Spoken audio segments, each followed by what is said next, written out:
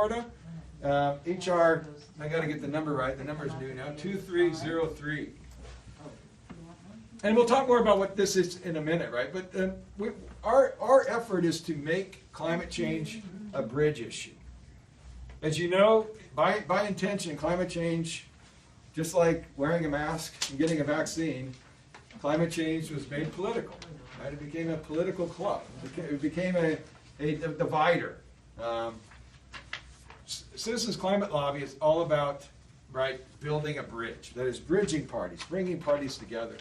And this Energy Innovation and Carbon Dividend Act is a bill that was written and drafted for conservatives. Everything about it has been written for conservative lawmakers. And so we're working hard with our conservative lawmakers to see that, to clarify that, and put their eyes on it, because scientists and economists agree that if we're going to do a carbon tax, a carbon fee and dividend is the fastest, cheapest, simplest, fairest, and by far the most effective solution in doing that. So what the handout I've given you is basically a bill that meets these requirements. So what makes a good climate solution? Well, obviously we need big change fast. Quick action. Right, quick action. So that idea of reducing our emissions by 50%, this is a bill that will do that. This is the bill that will get us to reducing our emissions by, well, I'll get to that in a minute. And this is an important one. A carbon tax just on its own disproportionately affects low-income people. Yeah. Right, so we need a bill, we need a solution that looks out for those who can least afford rising energy costs. We need a bill that's healthy for the planet and the economy, right? We want a bill that reduces, improves public health, reduces the illness due to pollution, but we also want, right, a healthy economy. That is, we want changes that are not only going to address climate change, but are also going to help the economy make that transition. And it needs to be durable. That is, it needs to be bipartisan. It needs conservatives and progressives getting together and making this work. And then using incentives that support choice. That is, this is a bill that, when in action, it doesn't tell people what to do with something called the dividend that we'll talk about here in a minute. So these are all things that need to happen. So what is a carbon fee and dividend policy? Well, let's ignore this side of the screen right now, and we just focus on this. Charge a fee on fossil fuels at the source, right? We could change this. Let's say charge a tax on fossil fuels at the source. A tax is something that the government collects, right? It becomes revenue, and then that revenue, and the government spends that revenue on other bills, on other legislation. However, that makes fossil fuels more expensive, and that cost is going to be passed down to consumers. And just this alone, right, puts a disproportionate negative effect on the lowest income households in America. But this is where a carbon tax becomes a carbon fee and dividend. The money that's collected, right, on this fee is collected and then returned back to American households, 100% of net revenue, minus the administrative costs, to households as a dividend check. And this helps. I like that idea. And this helps deal with the pass-through cost, but in particular for low and middle income families. So that's kind of in a nutshell.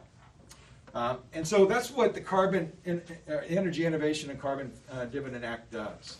Right? It charges a fee on fuels at the source. It starts very, very low initially at $15 per metric ton of carbon, but it increases $10 per metric ton every year after that. All right, so it starts low, but it rises very quickly. And as it rises, so does the size of the dividend that households are receiving. So as the fee on fossil fuels goes up, so does the dividend. And what that does is it makes products and things with fossil fuels embedded in them more expensive, but it also incentivizes companies to reduce the amount of fossil fuels that they put into their products. Right, so it sends a signal, a market signal, to companies through the economy that fossil fuels are expensive. And I need to make a point here, is that although we're putting a fee on fossil fuels, this is something that we should have been paying all along. Right? It's not something we're adding. It's not an add-on. It's a fee that on fossil fuels that moves us towards the true ecological cost of those fossil fuels. That's just what we haven't been paying the whole time we've been using fossil fuels, and that's kind of put us in the situation that we're in. Right? So that increases, and the revenue increases. And studies have been done that about 60% of American households break even or actually come out ahead above the pass-through costs that come with a rising fee on carbon. Meaning, low-income and middle-income families are protected, right, from those pass-through costs. Yeah. So give me an example or two of what kind of a product I use that would result in this process. So, I mean, like gasoline? Well, certainly gasoline. But think of something other than that. Well, every product, because right now fossil fuels are pretty much embedded in every product that you consume. So Food, clothing. Most clothing has polyester in it, all right? plastic. All plastics. Plastic. It's pervasive. Okay. Let me put it this way. Most people think when you talk about putting a rising fee, the first thing they think about is the gasoline they put in their car. Mm-hmm. But you know what? That makes up about 20% of your fossil fuel footprint. Mm-hmm. It's all the other stuff. So And that's just, yeah, go ahead. anything black, Yeah, anything black. Plastic. your computer, your tires, Yep. anything that has a black color is fossil based. Yeah, I mean, that's just the way it's, Yeah, it has carbon block. in that's it. just the way our economy is Made from oil. embedded. I don't know, you may have seen, if you get National Geographic, a few years back, they were doing this thing on plastics, or carbon, how fossil fuels are embedded into our world. And they had a family take out everything in their house that had plastic in it. And it didn't leave much. They had almost everything was out on their lawn. But Rick, because we make carbon black. Okay. Oh, you do. We make Yeah, that's carbon what black. he does. Okay. His company So does. we sell it to Firestone, who makes roof tiles. Yeah. So if you were going in that direction, what you said, they would Yeah. have to take their roof off Yeah. Yeah. because there's carbon black in there. Sure. And Tires, they'd have to take the tires off the Tires car. are big. Yeah. Any material that's black is because it has carbon black in it. Yep. So all their laptops would have to go out. Yep. Your mask. Yeah. Yeah, this mass, because carbon black is a pigment. Well, and even our clothes, The you know. clothes, yeah. Clothes that are black. Right. They've got it. Because I bought this really great pair of jeans years ago at a vintage, at a thrift store. It was great. Nice style. But you know, it had a smell that just killed me. And I would wash it and wash it and wash it, and the smell never went away. Yeah. It's because the black color in it, the dye, I think it was carbon black, and Yeah. it just stunk to Yeah. high heaven. I couldn't even stand to wear them. So I had to put them out into, thrift stores again. Sure. But see, this stuff, it is also got fossil fuels in it, these black color, these clothes that we're wearing that are black, like your Pretty socks. much everything. Yeah. Pretty much everything. Your Now, shoes. this doesn't mean that we're not going to use fossil fuels. We're still going to use them. Sure. It's just that products that have fossil fuels in them are going to be more expensive. Yeah. And products that have fewer fossil fuels embedded in them are going to be cheaper. Think of it this way. If you're a corporation and you make widgets, you make whatever. And right now you're a profitable company, but fossil fuels are low, the cost of low, right? So you're not having to deal with, they're artificially low, kept low, subsidized to be kept low. But let's just say we started paying the true cost of that. And that's going to force a company to think about, so what is my carbon, how much carbon how intensive is my product? And if I can just reduce my carbon intensity a little bit, right, I'm going to be able to at least make as much money in the following year. And then as that increases steadily, those companies are going to become more innovative. Well, that's it. You know, that's just it. And it's on the margins, right? You're just talking of just a little bit, reducing it a little bit. And the good news is that, as I said before, the United States has what we call a carbon advantage. Compared to our competitors, our greatest resource is our innovation. That's the U.S. We are innovators, and we have innovated already in the face of climate change in a way that makes us have a carbon advantage over our competitors. that is, if these bills go into play and we start to really factor in the true cost of carbon, U.S. products that are more expensive now, because they have that innovation in them, they're going to become cheaper. And those products that from in other countries that are less carbon, that don't have a higher carbon intensity, their products are going to be more expensive. But even people are going to start making choices, right? The next car you buy could be an EV, right? I mean, it's not the effects aren't going to be huge immediately. It's going to be as that fee passes through the economy, right? And things with lots of fossil fuels become more expensive. People are going to be paying. They're going to be still going for the cheaper product, but the cheaper product now is going to be the products with fewer fossil fuels in them. It's a lot. I mean, we're basically saying we need a transformer economy overnight. This is like FDR. This is like, Yeah. you know, we're watching the PBS, the Atlantic Crossing, right? And just how fast the U.S. kind of ramped up when it had to. We have that potential. I mean, we can do that. We can do hard things. And I think people forget that. The U.S. is all about doing hard things. We've always been that way. So why can't we, make that happen? And then the third part of the bill is this carbon border adjustment. This gets at that what we're just talking about, carbon intensity. Right? We have a carbon advantage. And because we make products with less carbon in them, once a fee becomes across the board, let me point out that 8 of our 10 main trading partners already have a carbon price. Right? They're already doing this. We're not. And we're going to be at a disadvantage, right? As once they start companies that have their own carbon price policy, they're going to start putting a tax on our goods because of the carbon that we have embedded in them. Right? So there's a real economic reason to do this. And that's what we've been telling our conservative lawmakers, right? Let's just set climate change aside. This is an economic concern. This is not a climate concern. This has become an economic concern because our companies are doing that.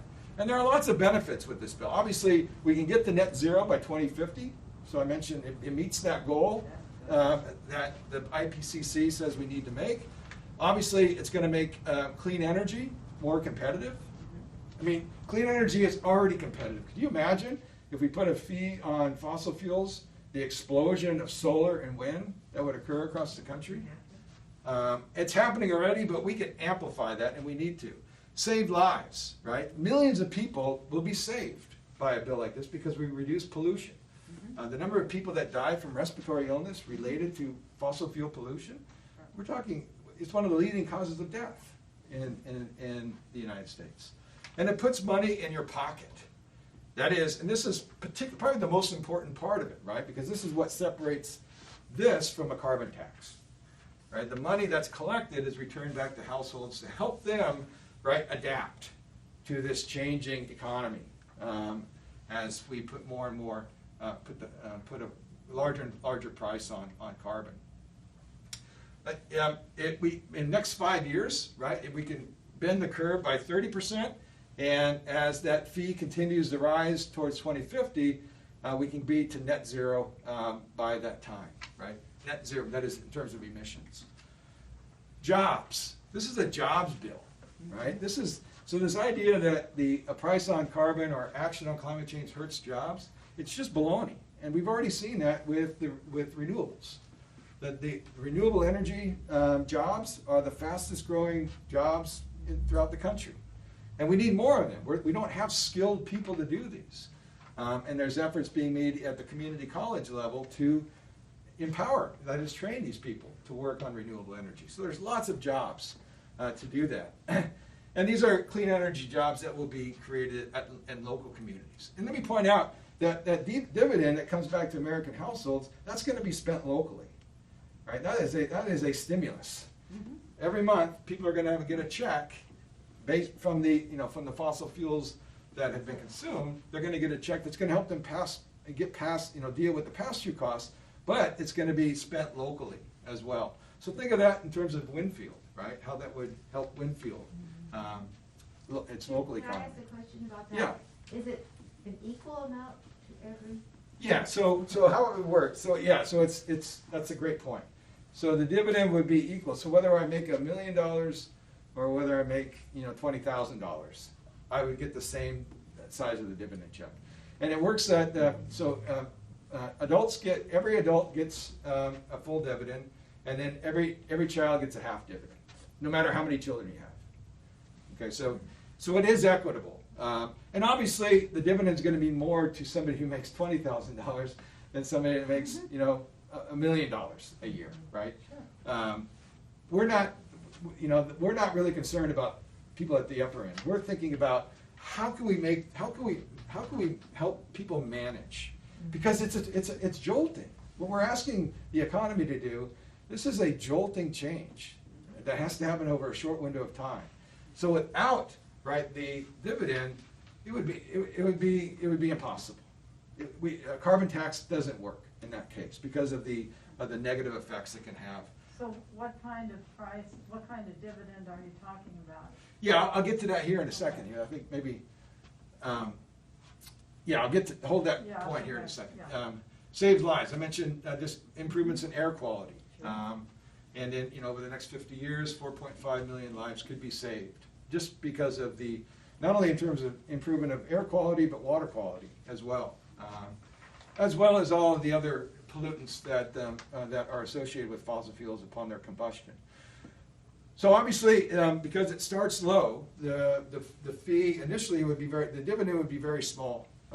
Like we're talking probably maybe $20 to $30 a month.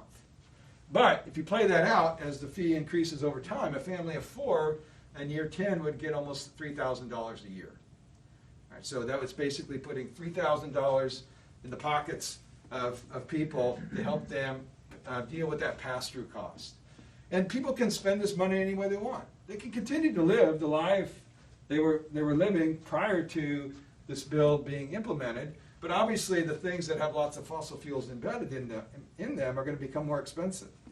And so eventually, people will make a cultural change, or at least a change in the terms of the products that they buy. As that fee begins to work its way through the economy, right, it begins to tip the table away from fossil fuel-intensive products to fossil-free products with fewer fossil fuels embedded into them. And and this is the critical one, right? This is net zero by 2050. This policy will reduce our fossil fuel pollution by 30% in 5 years, and then get us to where we need to be by 2050. Now, obviously, this is only one thing, right? Many other things have to happen. So when we say net zero by 2050, that's with the other things that are already happening continue to happen. And that is to say that things are happening that are positive, that are good, that are moving us in that direction. But this is the best one step we can take to do that. And then affordable clean energy. And this is where Kansas can be a huge winner. Obviously we've developed our wind energy fairly well. We haven't even tapped in really to the solar potential that Kansas has. And certainly those, both wind and solar, have been rising without any assistance, and then if you change the playing field where fossil fuels become more expensive, then renewable energy just explodes. Not only the wind and solar we're most familiar about, but it also gives certainty to those people involved in geothermal and other types of energy, clean energy technologies, to actually go ahead and start making those investments and getting those things underway. And then saves lives, right? This is really a public health bill, mainly in terms of reducing the improving air quality for so many Americans. Puts money in your pocket. And again, this gets at this idea of basically the freedom to choose how you spend your money. And it offers, and it brings money, that money is spent locally in local economies. So not only does it help households, but it actually helps local communities also make this transition to a fossil fuel-free economy. And so there's lots of talk right now, a lot of discussion taking place about carbon pricing. And I'm just going to put a few up here. So one of the things I said at the beginning of my talk is that even business and corporations are calling for action on climate change. And some of these things you may have read about in the paper. Back in January, the U.S. Chamber of Commerce announced that it supports a market-based approach to accelerate greenhouse gas emissions. When they say market-based approach, what they're talking about is a carbon tax or a carbon price. That's kind of what that means. That's kind of they don't like using carbon tax, so this is a way of getting around of talking about a carbon tax. You won't hear the U.S. Chamber of Commerce, proposing a tax, but they will propose, market-based approaches to reducing greenhouse gas emissions. Business Roundtable. Now, this is a huge one. The Business Roundtable, I don't know if you're familiar with this organization. No. It's about 200 of the leading corporations in the United States. It includes Walmart, ExxonMobil, Shell, State Farm, major companies that hold about $7 trillion in assets. Right. So these are major players. Express support for market-based emission reductions, like carbon pricing. And then just the last couple of months, Electric Power Supply Association and the American Petroleum Institute support an economy-wide carbon price. And as I mentioned before, 8 of the largest, of the 10 largest economies, including our major trading partners like the EU and Canada, already have a carbon price. Okay? So this is a growing popularity. And we've been sharing this obviously with Ron Estes and Jerry Moran. We've given them lots of literature and lots of handouts, really clarifying that, hey, look, the business community is saying that we need to do something about climate change because they see the economic threat that climate change poses. Mm-hmm. And they want to be profitable companies in the future. And so they're coming out because they see that a carbon price is a better alternative than the regulations. Mm-hmm. They don't want regulations. Mm-hmm. And it's because a carbon price is predictable. They know what it's going to be. They know where it's going to start, and they know where it's going to go. And then they can build around that. But regulations are more challenging to do that. So they would rather, if we're going to do anything on climate change, then putting a carbon price is critical. Economists. So this is an effort made by the Climate Leadership Council, which is a conservative organization also trying to push a carbon price. And they call their policy a carbon dividend. It's very similar to our bill. And this is basically a sign-up sheet of economists. So about over 3,500 economists, 4 former chairs of the Federal Reserve, 27 Nobel laureate economists, former chairs of the Council of Economic Advisors, and 2 former secretaries of the U.S. Department of Treasury, all signed on saying that if we're going to do anything serious about climate change, right, putting a price on carbon is critical, but particularly a carbon price policy that has a dividend component. That is, money gets returned back to American households to help them absorb the costs. Right, so economists, both conservatives and progressive economists, are saying we need to do this. Even voters want it, right? So this is some polling that was done by Luntz, Fred Luntz, Frank Luntz, yeah. He's a big pollster, GOP pollster. Frank Lynch Jr., Yeah, started his own company. And this is showing support for a carbon fee and dividend policy. And I'll just point out that majority of Republicans support such a bill, but look at Republicans under 40, right? They are as supportive as Democrats. And this is what gets the attention of lawmakers, right? When they see this happen, they know that their future voters are demanding action on climate change. Good.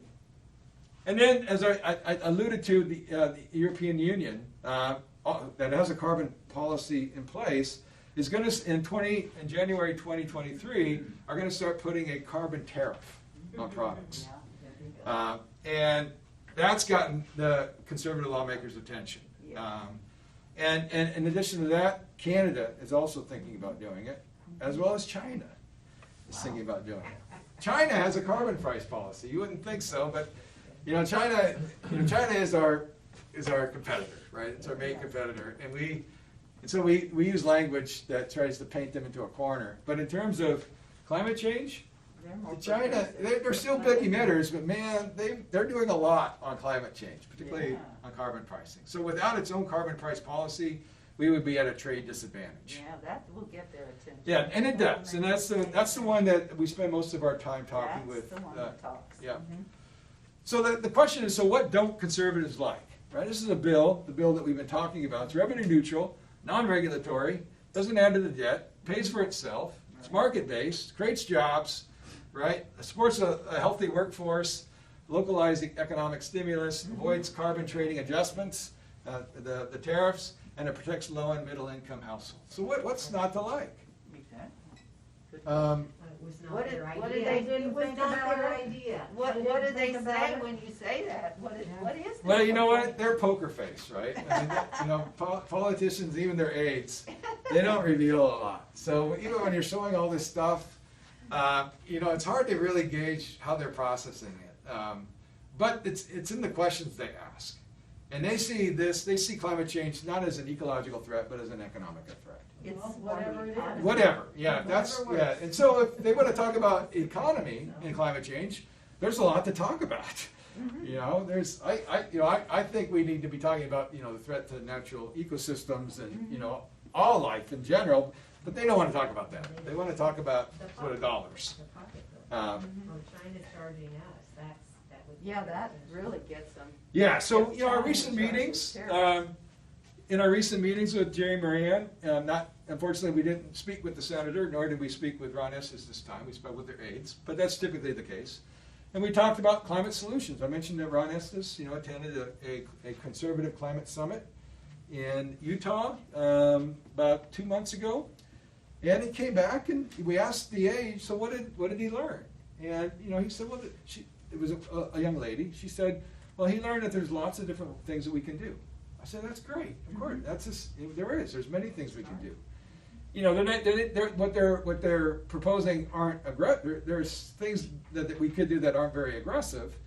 I think they're at a point now that we got to do something, but but what we do and how aggressive we are is the next step. So, but anyway, this is good news.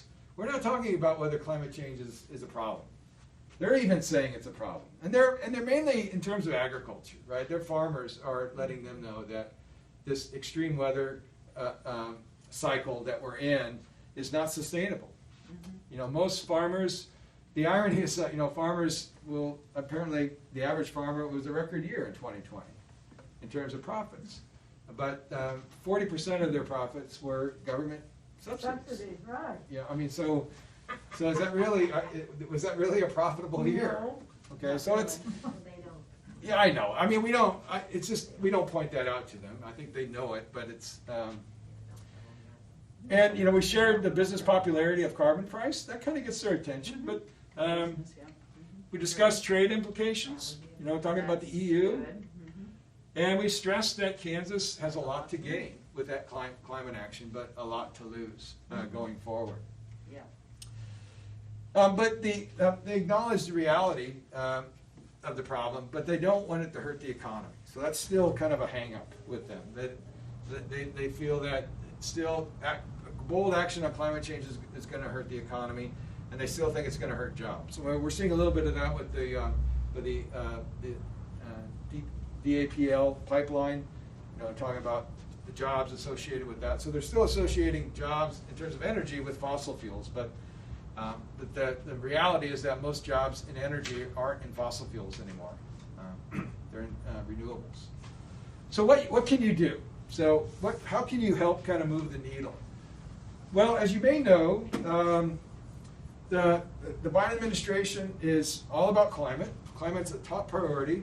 But unfortunately, right now at least, in the climate package that they're putting together, a carbon price isn't in it. That is, as of right now, a carbon price is not part of the climate package. You may have heard in the news that they're going to announce kind of their climate package on Earth Day. And so one of the things that we're urging constituents to do is to contact the White House and urge the president to include a carbon price in their climate package.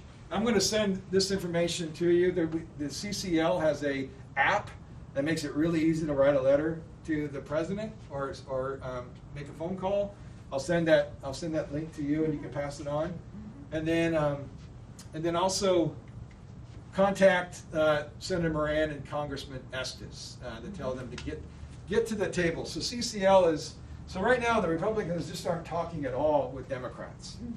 And we want them to get to the table and start talking about climate change, okay? And we have a calling tool, CCL has a calling tool that makes it really easy to do this. I mean, it just takes even gives you a little script that if you want to use to read. And to tell Senator Moran to support a carbon price bill. Right now, there is a bill, the HR 2307 is the bill in the House. We're expecting a companion bill to be introduced in the Senate in the near future. But tell Senator Moran to support a carbon price bill. At the end of last Congress, in the 116th Congress, we had 4 bipartisan carbon price bills. Right? So there is legislation that's probably going to get reintroduced. We don't really, obviously we like our bill the best. We don't really care. I mean, we just want them to support a carbon pricing bill. That's essential. And then tell Ron Estes to support HR 2307. So just some things to do. And this is a quote from Garrison Holmberg. We met with Garrison back in December.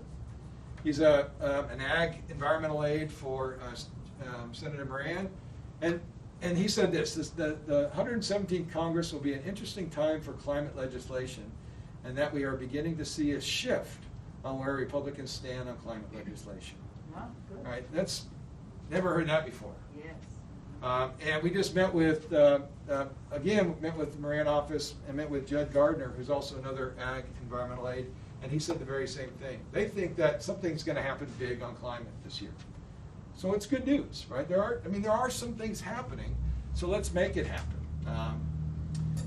So just, even if, climate change wasn't real, right, all these things that we were talking about would still be things we should be doing, right? Climate change becomes kind of just this sort of side effect, right? We do all this stuff here, and we kind of take care of climate change along the way, right? Yeah, right. So anyway, that's all I have for you. Be happy to take any questions that you have.